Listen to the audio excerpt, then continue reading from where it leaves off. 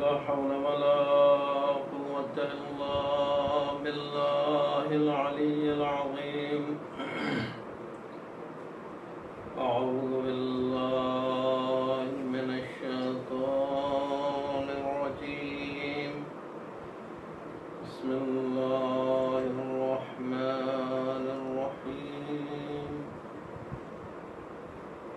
الحمد لله الذي نور قلوبنا بولاء الحسين وجده وأخيه وبنيه وأبيه وأمه، وأجلى عيوننا بالبكاء في عزائه ومصيبته،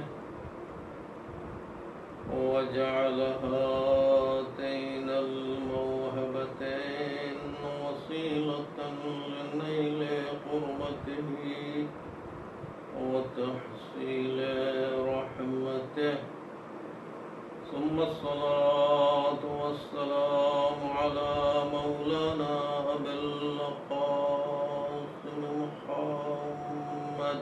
اللهم صل على محمد وآل محمد وعلى آله الطيبين الطاهرين المعصومين المظلومين المنتجبين المنتخبين، واللعنة على أعدائهم أجمعين.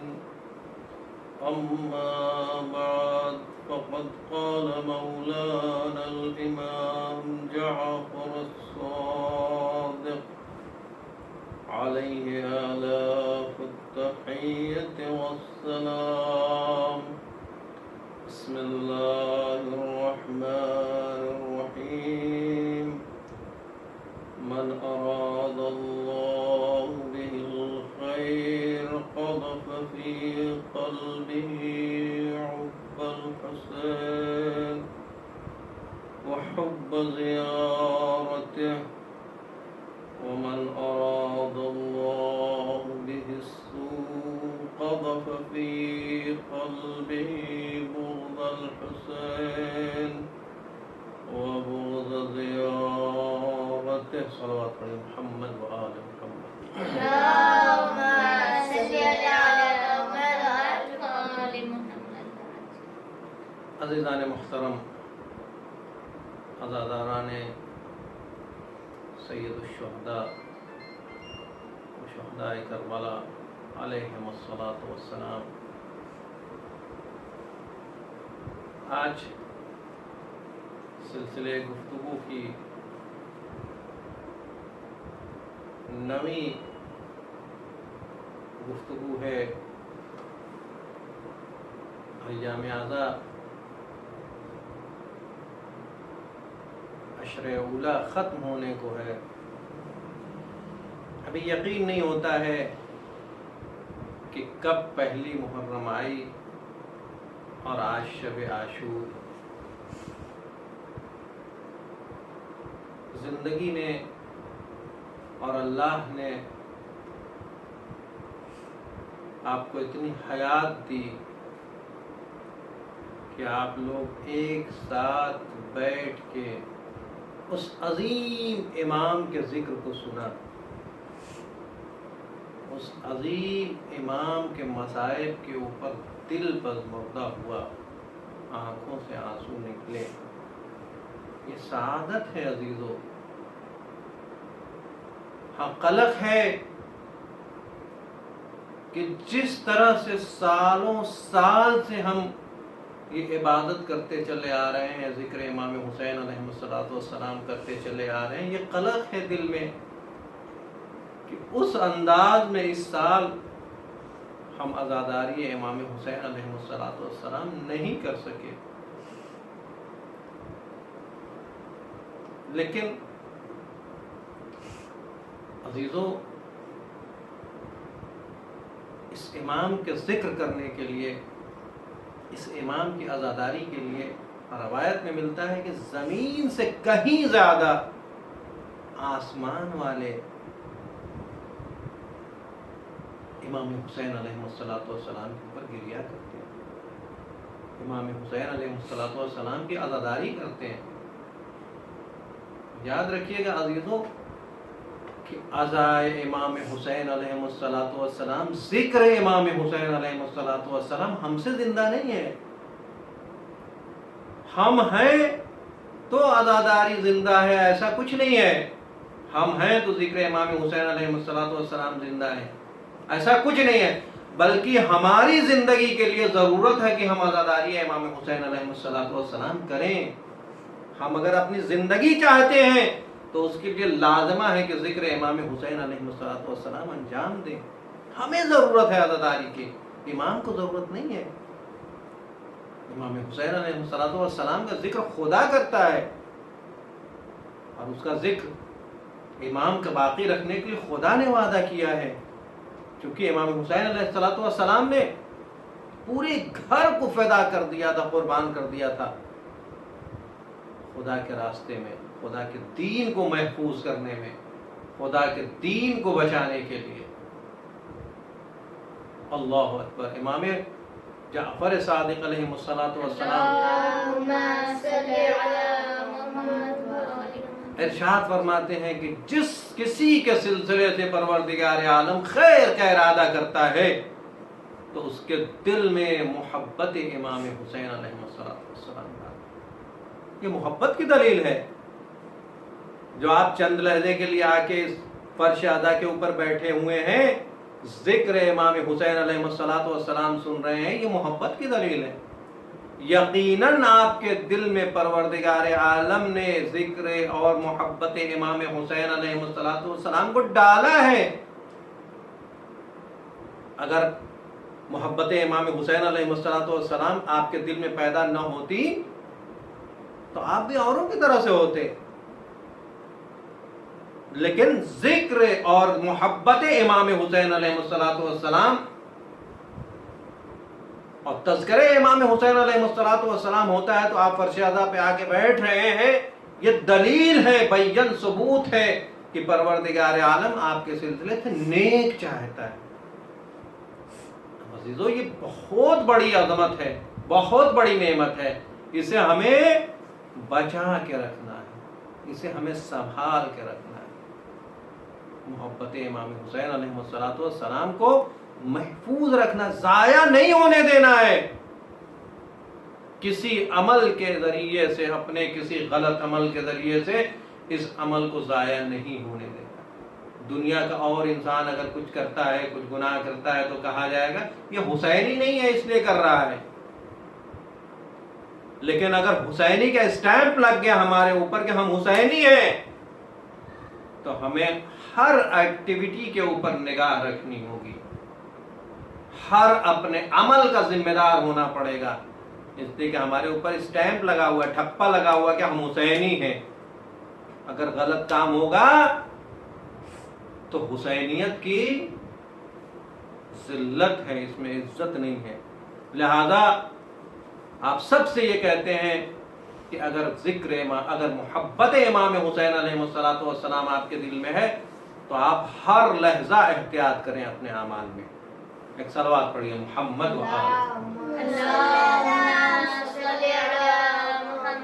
اور خیر کا پروردگار عالم جب ارادہ کرتا ہے تو اس کے دل میں شوق زیارت ڈالتا ہے، وہ بھی آپ لوگوں کو حاصل ہوا ہے۔ زیارت امام حسین علیہ السلام پہ گئے ہیں، اللہ نے بلایا ہے، کتنا بڑا شرف نصیب ہوا ہے، معمولی شرف نہیں۔ آیت اللہ بہجت سے جب پوچھا گیا، آیت اللہ بہجت سے جب پوچھا گیا کہ یہ بتائیے کہ زیارت ائمہ طاہرین، زیارت امام حسین علیہ السلام پہ جانے کے لیے پیسہ شرط ہے، مال و دولت ہونا شرط ہے کہ اگر ایک شخص کے پاس مال و دولت ہو تو وہی زیارت امام حسین علیہ السلام پہ جائے گا؟ تو آقا بہجت نے کیا کہا؟ نہیں، ائمہ کی زیارت پہ جانے کے لیے مال دولت کی شرط نہیں ہے، بلکہ کیا شرط ہے؟ یہ ایک توفیق الہی ہے، اللہ نے چاہا کہ آپ کو اس توفیق سے نوازے، لہذا آپ کی قسمت میں، آپ کے نصیب میں لکھ دیا گیا کہ آپ زیارت امام حسین علیہ السلام کے لیے جائیں گے۔ اب اگر پروردگار عالم نے ہمیں توفیق دے دی، یہ جو اچھوں کو نہیں ملتی ہے، پیسے رکھے ہوتے ہیں لیکن فرصت نہیں ہوتی ہے، پیسے موجود ہیں لیکن جب وہاں سے طلب نہیں ہے، غیر بہجت کہتے ہیں کہ نہیں، پیسوں کا دخل نہیں ہے، پیسوں کا کوئی انٹرفیئر نہیں ہے امام حسین علیہ السلام کی زیارت کے لیے۔ امام حسین علیہ السلام کی زیارت انہی کو نصیب ہوتی ہے جن کو توفیق پروردگار عالم حاصل ہوتی، وہ زیارت کو جاتے ہیں۔ لہٰذا اس توفیق کی رعایت کرنا ہے آپ کو۔ اور اگر امام حسین علیہ السلام کے چاہنے والے ہیں تو اپنے عمل کا ہر لحظہ خیال کرنا پڑے گا، ہر وقت خیال کرنا پڑے گا۔ ہمیں اپنے عمل کو اگر اپنی روزمرہ کی زندگی میں کہ اگر کوئی غلطی ہو گئی ہے، اگر کسی نے کچھ کہہ دیا ہے تو اس کے اوپر غضبناک ہونے کی ضرورت نہیں ہے، اس کے اوپر غصہ ہونے کی ضرورت نہیں ہے، بلکہ اس کو عفو کر دیجئے، معاف کر دیجئے، درگزر کر دیجئے، اس کو چھوڑ دیجئے۔ یہ شعار رہا ہے ائمہ طاہرین علیہ السلام کے ماننے والوں کا، بلکہ اسے سمجھائیے خاموشی سے۔ اور اگر کسی منصب کے اوپر پہنچ جائیے تو اپنے آپ کو فخر نہ کریے کہ میں بہت بڑا ہوں لہذا جو ہے میں چھوٹوں سے بات نہیں کروں گا۔ واقعہ ملتا ہے جناب علی ابن اقطین، کون تھے جناب علی ابن اقطین؟ امام موسی کاظم علیہ السلام کے صحابی ہیں اور امام کے وکیل بھی ہیں۔ امام موسی کاظم علیہ السلام کے وکیل بھی ہیں، صحابی بھی ہیں اور وکیل بھی ہیں۔ ان کی خدمت میں ابراہیم جمال، کوفے کا رہنے والا ایک شخص، ابراہیم جمال عربی میں کسے کہتے ہیں؟ جو اونٹ کو چراتا ہے یا جو اونٹ کو کرائے پہ دیتا ہے۔ بزنس جیسے لوگوں کو ابھی گاڑیوں کا بزنس ہے، ٹیکسیاں ہیں، کاریں ہیں، ویسے ہی جناب ابراہیم کے پاس جو ہے کیا تھا؟ اونٹوں کا بزنس تھا۔ اس وقت کار نہیں تھے، اس وقت امبیسڈر اور مرسڈیز نہیں تھی، بلکہ لوگوں کو اونٹ کی ضرورت پڑتی تھی تو جاتے تھے کہ مجھے 5 اونٹ دے دیجئے، 2 اونٹ دے دیجئے، مجھے یہاں جانا ہے، مجھے مکے جانا ہے، مجھے مدینہ جانا ہے۔ تو یہ جناب ابراہیم جمال امام کے نائب اور امام کے وکیل، امام موسی کاظم علیہ السلام کے وکیل علی ابن اقطین کے پاس آتے ہیں، کچھ مقصد کے تحت آتے ہیں اور دروازے کھٹکھٹاتے ہیں، دروازے کو بیل کرتے ہیں دروازے پہ۔ اب اندر سے علی ابن اقطین کا خادم، علی ابن اقطین نے کہا کہ ایسا ہے کہ جاؤ کہہ دو کہ علی ابن اقطین کے پاس ابھی ملنے کا وقت نہیں ہے، کوئی شرعی مسئلہ پوچھنے گئے تھے، کچھ بات کرنے گئے تھے ابراہیم جمال۔ علی ابن اقطین نے یہ جواب کہلایا کہ کہہ دو کہ علی ابن اقطین کے پاس ملنے کا وقت نہیں ہے۔ اب علی ابن اقطین کچھ مسئلہ لے کے گئے تھے، کچھ پوچھنا تھا، کیونکہ امام کے نمائندے تھے، امام کے نمائندے تھے۔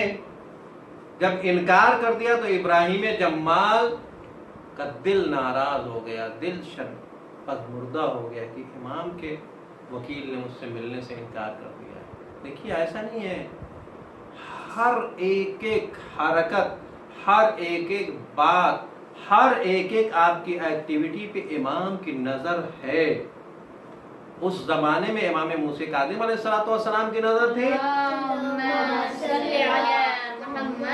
اور آج کون سے امام زندہ ہیں، باحیات ہیں؟ کون سے امام ابھی زندہ ہیں اور جو باحیات ہیں اور پردہ غیب میں ہیں؟ امام زمانہ عجل اللہ تعالی فرجہ الشریف پردہ غیب میں ہیں، وہ دیکھ رہے ہیں۔ احادیث میں ہے کہ اگر یہ امام زندہ نہ ہوتا، لولا الحجہ لساخت الارض، اگر امام حجت کا، امام عصر کا وجود روئے زمین پہ نہ ہوتا تو یہ دنیا، یہ زمین تہبالہ ہو جاتی، الٹ پلٹ جاتی، یعنی دنیا ختم ہو جاتی۔ یعنی گویا آج جو زندگی باقی ہے، جو دنیا باقی، وہ صدقہ ہے امام کی۔ اور خود امام فرماتے ہیں، امام زمانہ علیہ الصلوۃ والسلام فرماتے ہیں کہ میں تمہارے اوپر ہر لحظہ نگاہ کیے ہوں، ہمیشہ دیکھ رہا ہوں تم کو، اپنے چاہنے والوں کو دیکھ رہا ہوں۔ اگر میں اپنے چاہنے والوں کو دیکھ کر کے حفاظت نہ کروں تو ایسا زمانہ ہے کہ یہ زمانہ تمہیں پیس کے ختم کر دے گا۔ دیکھ لیجیے آج کیسا زمانہ ہے۔ آج دور دور تک دیکھیے کون آپ کا دوست ہے۔ ہر شخص جو ہے آپ کو ختم کرنے کے اوپر لگا ہوا ہے، برباد کرنے کے اوپر لگا ہوا ہے، لیکن آپ باقی ہیں، جیسے کل باقی تھے ویسے آج باقی ہے، اور انشاءاللہ کل بھی باقی رہیں گے۔ کس کی عنایت ہے؟ کون دیکھ رہا ہے؟ امام زمانہ دیکھ رہے ہیں آپ کو، امام زمانہ آپ کی حفاظت کر رہے ہیں۔ تو عزیزو کبھی غافل نہ ہوئیے گا کہ ہمارے ہر عمل کو ہمارے کوئی دیکھنے والا نہیں، خدا دیکھتا ہے اور اس کا امام دیکھ رہا ہے۔ قطعاً کبھی یہ دل میں خیال نہ آنے پائے کہ میں جو کام کر رہا ہوں اسے کوئی دیکھنے والا نہیں ہے، نہیں، دیکھ رہا ہے، اور وہ کون ہے؟ خدا، اور اس کا امام پردے غیب میں وہ دیکھ رہا ہے۔ اب کیا تھا؟ ابراہیم جمال مایوس ہو کے واپس چلے آئے کہ جب علی ابن اختین نے ملے نہیں، مایوس ہو کے واپس چلے گئے۔ حج کا زمانہ آتا ہے، حج کا زمانہ آتا ہے، اور مدینے جاتے ہیں امام موسیٰ کاظم علیہ السلام کی خدمت میں علی ابن اختین۔ حساب و کتاب، چونکہ وکیل تھے، ان کی طرف سے نمائندے تھے، حساب و کتاب لے کے مدینے جاتے ہیں تاکہ علی ابن اختین کی خدمت میں پیش کریں۔ تو اب جب علی ابن اختین نے امام کا دروازہ کھٹکھٹایا تو امام موسیٰ کاظم علیہ السلام نے اندر سے کہلایا کہ جا کے کہہ دو علی ابن اختین سے کہ تمہارے امام کے پاس ملنے کا وقت، تمہارے امام کے پاس ملنے کا وقت نہیں ہے۔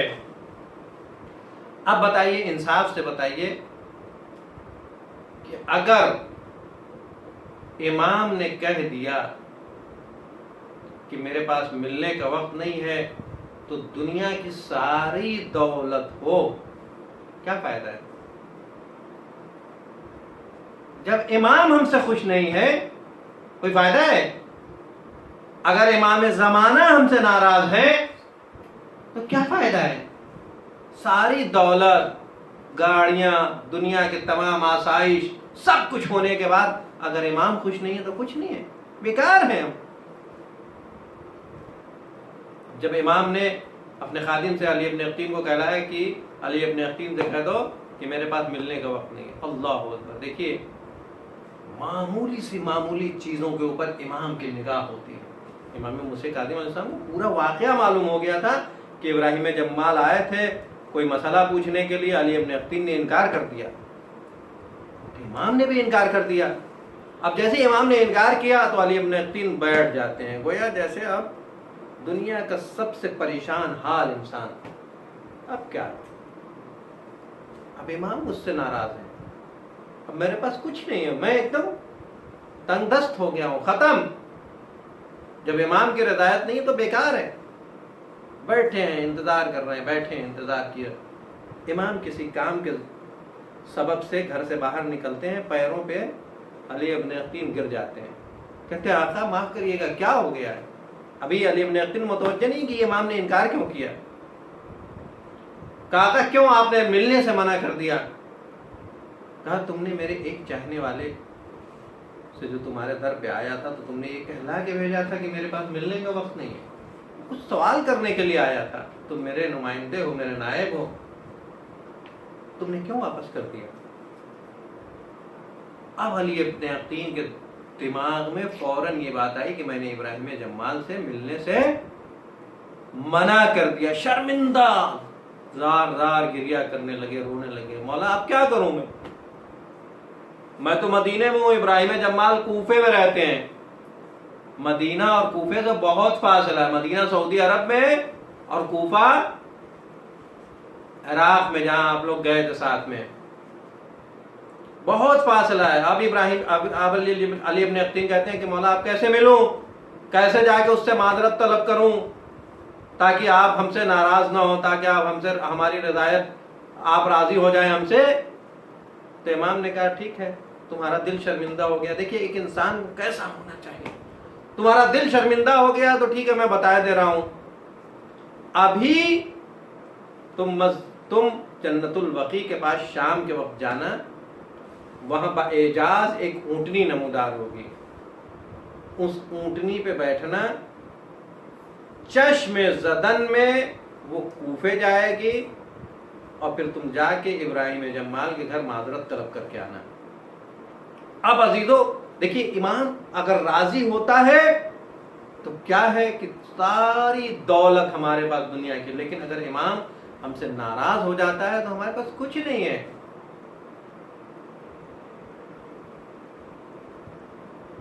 اب ابراہیم جمال کے دروازے پہ علی ابن اقطین باعجاز اونٹنی کے ذریعے سے امام نے جو بتایا پہنچتے ہیں، دق الباب کرتے ہیں. ابراہیم جمال کی آواز آئی اندر سے، کون؟ کہا میں علی ابن اقطین بول رہا ہوں. دروازہ کھول. اب ابراہیم جمال چونک گئے، ارے امام کا نمائندہ، امام کے وکیل مجھ سے ملنے کے لیے. جلدی جلدی جو ہے دروازہ کھولا. آپ کیوں آئے ہیں، آپ کیوں تشریف لے آئے ہیں؟ کہا ابراہیم جمال میں نے تم سے ملنے سے انکار کر دیا تھا. تو ہاں انکار کر دیا تھا. اب ابراہیم جمال سے علی ابن اقطین کہتے ہیں کہ دیکھو میں کچھ کہوں گا وہ تمہیں ماننا پڑے گا. کہا کہیے آقا، میری کیا بساط ہے، میں تو آپ کی جو کہیے میں آپ کا تابع ہوں. تو علی ابن اقطین کہتے ہیں کہ میں تم سے معذرت طلب کرنے کے لیے آیا ہوں، اس لیے کہ میرا امام ناراض ہو گیا. کہا ٹھیک ہے میں نے معاف کر دیا. کہا نہیں دیکھو ایک شرط ہے، اس شرط کو پہلے کہو کہ قبول کر رہا ہوں. کہا ہاں قبول کر رہا ہوں، اگر کرنے والی شرط ہوگی تو میں ضرور ادا کروں گا. اب علی ابن اقطین کہتے ہیں دیکھو تم معاف کر دیا تم نے زبان سے، لیکن یہ کفایت نہیں ہے، یہ کافی نہیں ہے. میں چاہتا ہوں کہ میں اپنے رخسار کو زمین کے اوپر رکھوں اور تم اپنے پیر کے تلوے کو میرے رخسار کے اوپر رکھ کے کہو کہ میں نے معاف کر دیا. اللہ. اب ابراہیم کانپنے لگے، ارے امام کا نمائندہ اور میں کیسے پیر رکھوں؟ کہا دیکھو ابراہیم تم نے وعدہ کیا تھا کہ ہاں میں شرط کو مانوں گا. ابراہیم جمال لرزتے ہوئے علی ابن اقطین کے رخسار کے اوپر اپنے پیروں کو رکھا اور کہا کہ میں نے معاف کر دیا. علی ابن اقطین کیوں ایسا کر رہے تھے؟ گویا میں ایک دم انکساری کہ دیکھو میں اب میرے دل میں کسی گوشے میں بھی ابراہیم جمال سے نفرت نہیں ہے. میں نے اللہ کے سامنے معذرت طلب کی. اب معذرت طلب کرنے کے بعد جب ابراہیم جمال سے خدا حافظ کر کے علی ابن اقطین چلتے ہیں، امام نے بتایا تھا کہ دیکھو پھر معذرت طلب کر کے اونٹنی پہ سوار ہونا، چشم زدن میں وہ مدینے آ جائے گی، اعجاز. اب علی ابن اقطین بیٹھتے ہیں. اب کیا امام نے پہلے ملنے سے انکار کر دیا تھا، لیکن امام کو جو کردار چاہیے وہ کیسا کردار؟ ایسا ہی کردار. اب امام پہلے منزل پہ ملنے سے انکار کر دیا تھا، لیکن اب جب علی ابن اقطین پہنچتے ہیں تو علی ابن اقطین نے کیا دیکھا کہ دروازے کے اوپر امام استقبال کے لیے کھڑے ہیں. کہ مجھے ایسا کردار چاہیے، تمہارے دل میں تکبر نہیں ہونا چاہیے، تمہارے دل میں ذرا سا بھی بڑاپن نہیں ہونا چاہیے. تم ہمارے نمائندے ہو، لہذا ہمیں کردار کو ایسے ہی بنانا ہوگا. اگر ہم بھی امام زمانہ عجل اللہ تعالی فرجہ الشریف کو خوش کرنا چاہتے ہیں تو ایسے ہی اپنے کردار کو بنانا ہوگا. بس عزیزو، آج شب عاشور ہے، شب قیامت ہے، قیامت کی شب ہے. امام حسین علیہ السلام کے خیمے میں مرتبہ عبادتوں کی آواز آ رہی ہے، قرآن پڑھنے کی آواز آ رہی ہے۔ روایت میں ہے کہ ایسے امام کے خیمے سے آواز آ رہی تھی کہ جیسے لگ رہا تھا شہد کی مکھیاں اپنے چھتوں پہ بیٹھ کے بھنبھنا رہے ہیں۔ یار ایک خیمے میں عبادت کی، کسی میں تلاوت کی آواز آ رہی ہے۔ جزاکم ربکم۔ میں چاہتا ہوں کہ ایک واقعہ عرض کروں کہ مجلس کہیں بھی برپا ہو اسے معمولی نہیں سمجھنا چاہیے۔ ممکن ہر مجلس میں شہزادی فاطمہ الزہرا آتی ہے اور اپنے لال کے اوپر گریا کرنے والوں کے آنسوؤں کو اپنے رومال میں لیتی ہے۔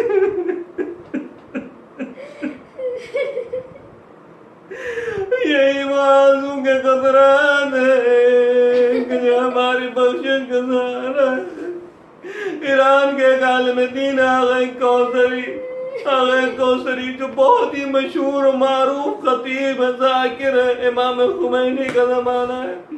شب عاشور آئی تو انتہائی مصروف، یہاں مجلس پڑھنا ہے، وہاں مجلس پڑھنا ہے، وہاں مجلس پڑھنا ہے، بالکل ہر جگہ ان کا وعدہ تھا مجلس پڑھنے کے لیے۔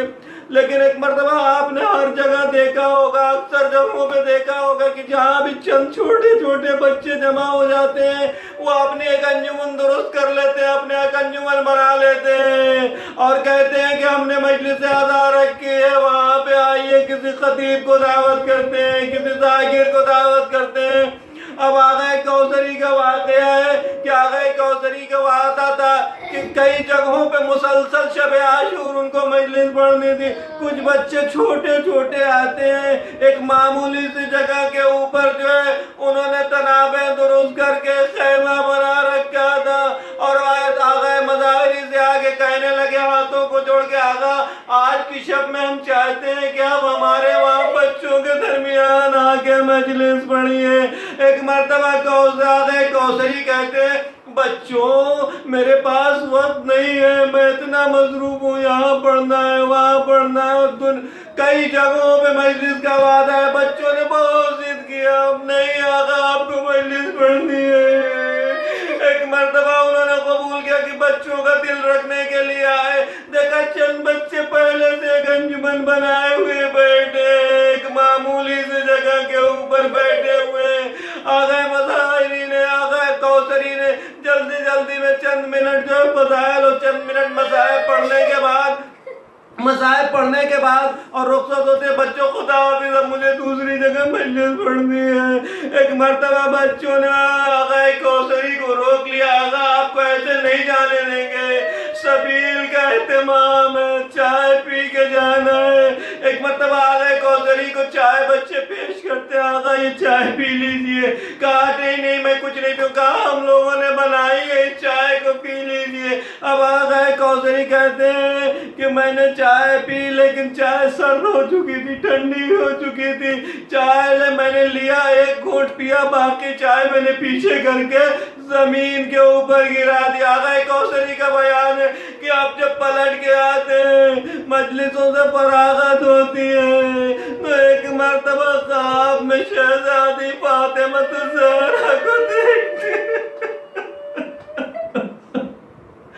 شہزادی فاطمہ الزہرا کو خواب میں دیکھتے ہیں، اے کوثری آج تمہاری دن بھر کی کوئی مجلس قبول نہیں ہے، کیا ہو گیا؟ مظاہری آغا کوثری کہتے ہیں، اے شہزادی کیا ہو گیا، کیوں نہیں قبول ہے، کیا مسئلہ ہے؟ کہا کوئی مجلس قبول نہیں سوائے ایک مجلس کے جو تم بچوں کے درمیان مجلس پڑھنے کے لیے گئے تھے، وہ مجھے قبول ہے۔ اور اے کوثری تمہیں معلوم نہیں ہے جو بچوں نے سبیل کا چائے پیش کیا تھا اور تم نے آہستہ سے زمین پہ گرا دیا، اے کوثری پتہ ہے ارے اس سبیل پہ میں خود چائے بنانے گئی تھی، اپنے ہاتھوں سے چائے بنائی تھی کوثری، اس کو تم نے زمین پہ پھینک دیا۔ لہذا عزیزو کہیں بھی فرش عذاب بچھے، سبیلیں لگائی جائے تو اس کی اہمیت کو پہچانیے، اس کا احترام کریے، اس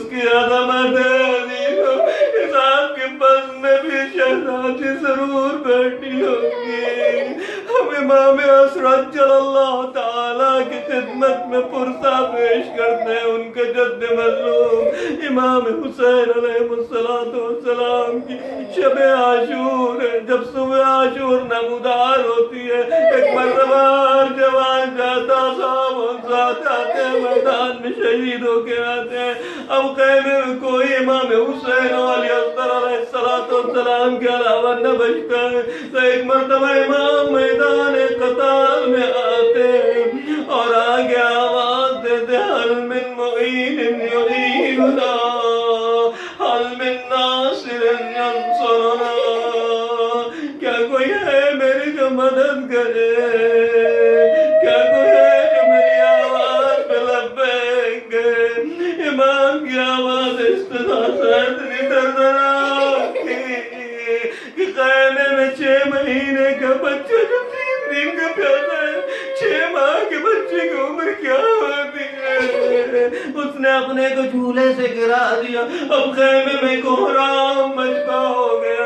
امام خیمے کے پاس پلٹ گیا، بہن زینب کیا ہوا، کیوں رو رہی ہو بہن زینب، ابھی تو تمہارا بھیا حسین زندہ ہے۔ کہا بھیا آپ کی آواز استغاثہ اتنی دردناک تھی کہ بچے نے امت کے اپنے کو جھولے سے گرا دیا۔ یعنی امام کی آواز اتنی دردناک تھی کہ گویا 6 مہینے کا بچہ اصغر کرا مولا بابا میں مدد کو آمادہ ہوں، میں آپ کی آواز پہ لبیک کہنے کے لیے تیار ہوں۔ امام نے ایک مرتبہ کہا اے بہن زینب شاید اس کی ماں کا دودھ خشک ہو گیا ہے، لائیے مجھے آغوش میں دے دیجئے۔ ارے 6 مہینے کا بچہ اشکیا کے سامنے جاؤں گا، اپنے ہاتھوں میں لے کے جاؤں گا، دشمنوں سے پانی مانگوں گا تو شاید دشمن اس کے پانی پلا دے، صاحب اولاد ہے۔ ایک مرتبہ امام اپنے ہاتھوں میں لے کے چلے، اشکیا یہ سمجھے کہ شاید امام قرآن لے کے آ رہے ہیں، اب امام صلح کریں گے۔ ایک مرتبہ مقتل میں پہنچنے کے بعد دشمنوں کے سامنے امام نے جناب علی اصغر کو سامنے کیا، ارے اگر تم جو ہے صاحب اولاد ہو، دیکھو اس بچے کی ماں کا دودھ خشک ہو گیا، اس کو چند قطرے پانی پلا دو۔ اللہ اللہ، ایک مرتبہ پہنچ آدھا میں تم بچ گیا۔ ایک مرتبہ عمر سعد ہرملا کو مخاطب کر کے کہتا این ہرملا، ہرملا کا کلام الحسین، حسین کے کلام کو قد کر دو۔ اب ہرملا کہتا ہے کہ میں نے 3 پال کو گلے پہ چلایا، اب علی اصغر کا گلا 6 مہینے کے بچے کا گلا کتنا۔ اللہ اکبر، جب ہرملا تیر چلاتا ہے، سنسناتا ہوا تیر چلا، علی اصغر کے گلے میں پیوست ہوا۔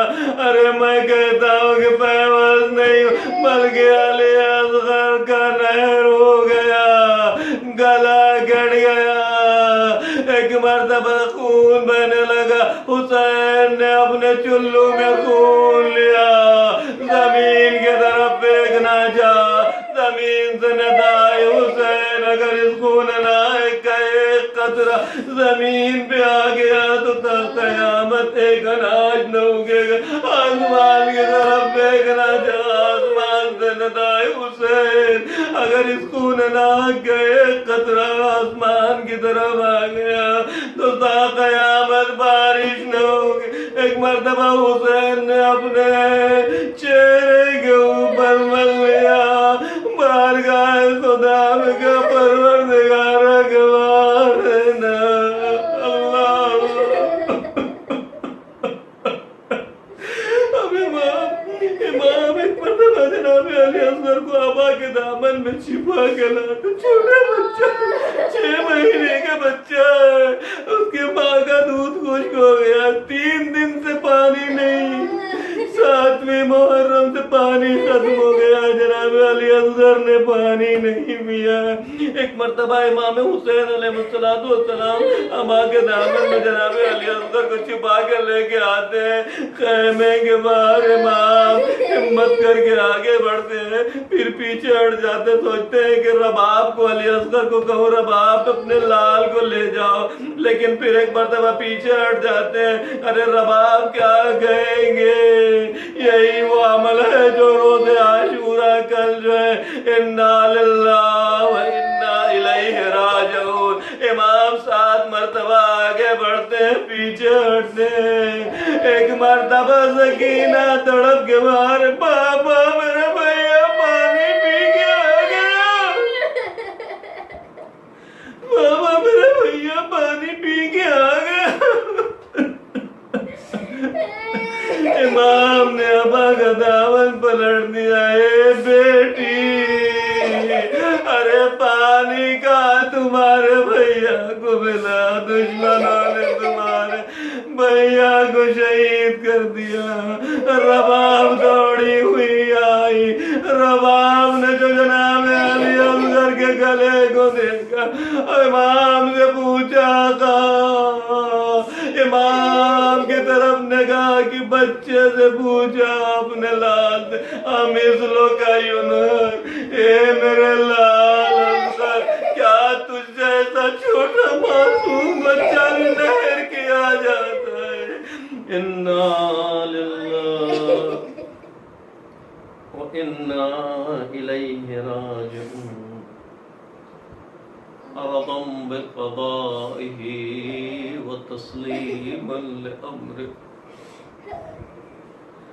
پروردگارا، شب عاشور ہے پروردگارا، تیری بارگاہ میں ہم سب بچوں کے ساتھ یہی دعا کو ہے پروردگارا، تو اصل منتقم خون حسینی امام عصر کو جلد از جلد اس دنیا میں بھیج دے. سب سے بہتر دعا پروردگارا، دنیا ظلم و انصاف سے بھر چکی ہے پروردگارا. منتقم خون حسینی امام زمانہ کا ظہور فرما پروردگارا. ہمارے اس قلیل سے عمل کو اپنی بارگاہ میں قبول فرما پروردگارا. پروردگارا تیری بارگاہ میں یہی دعا پروردگارا، اگر عزائے امام حسین علیہ السلام کو برپا کرنے میں کوئی کوتاہی ہو گئی ہو، کوئی تقصیر ہو گئی، کوئی کمی ہو گئی ہو تو معاف کرنا. ہم زندگی رہی تو انشاءاللہ پوری اپنی زندگی کو صرف عزائے امام حسین کر دے. پروردگارا امام عصر کے ظہور میں تعجیل فرما، ہمیں ان کے اعوان و انصار میں شمار فرما. پروردگارا جو افراد بیمار ہیں پروردگارا ان کے بیماریوں کو جلد از جلد شفاء کامل و عاجل عنایت فرما. ماتم حسین.